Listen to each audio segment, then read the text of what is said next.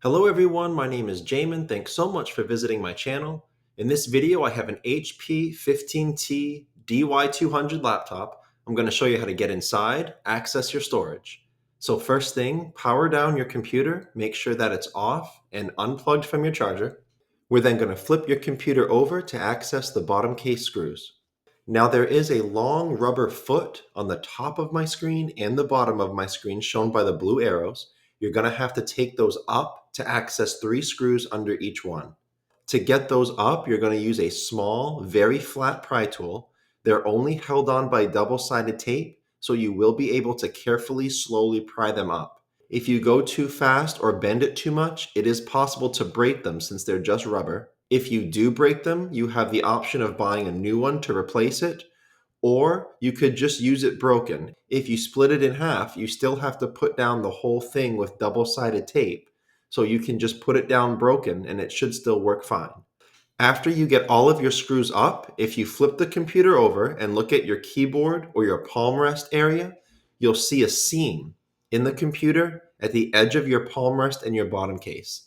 That's where you're going to use a small flat pry tool to slowly pry up the palm rest from the bottom case.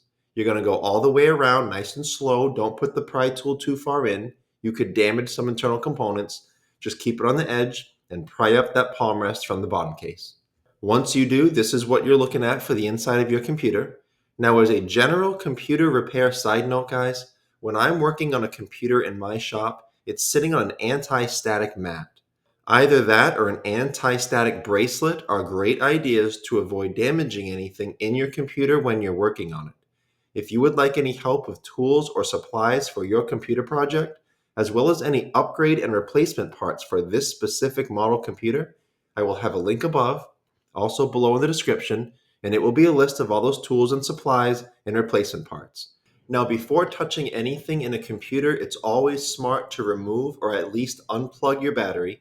Computers are safer to work on when as little power as possible is running through them. This is your battery right down here near the bottom of my screen.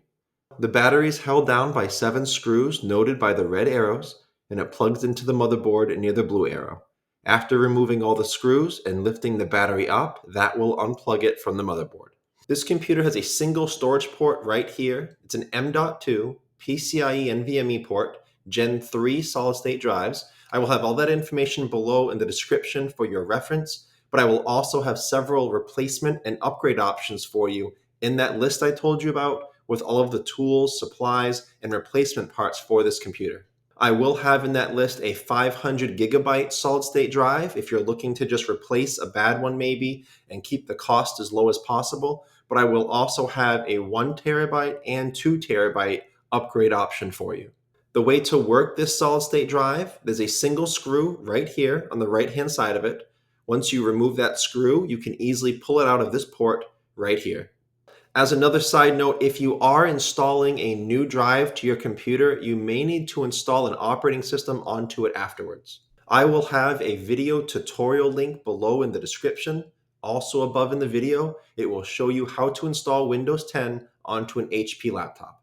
And if the drive you're replacing has gone bad and it may have some data on it you want to recover, keep in mind that it's usually possible to recover data even from bad drives. I will have more information about that below in the description as well. And as long as you're inside your computer, check over here to the left of my screen. This is your RAM. RAM is a very important part of the speed and performance of your computer. And there's a good amount of RAM upgrades that this computer can handle. So if you want more information about the RAM upgrades, watch the video that pops up when this one's done, and I'll explain more about your RAM. If you have any questions, check out the FAQs below in the description. It could save you some time getting an answer. If you need to leave me a question or comment, please do. I try to get to those a couple times a day at least. Thanks so much for watching, everyone. I look forward to seeing you on my next video.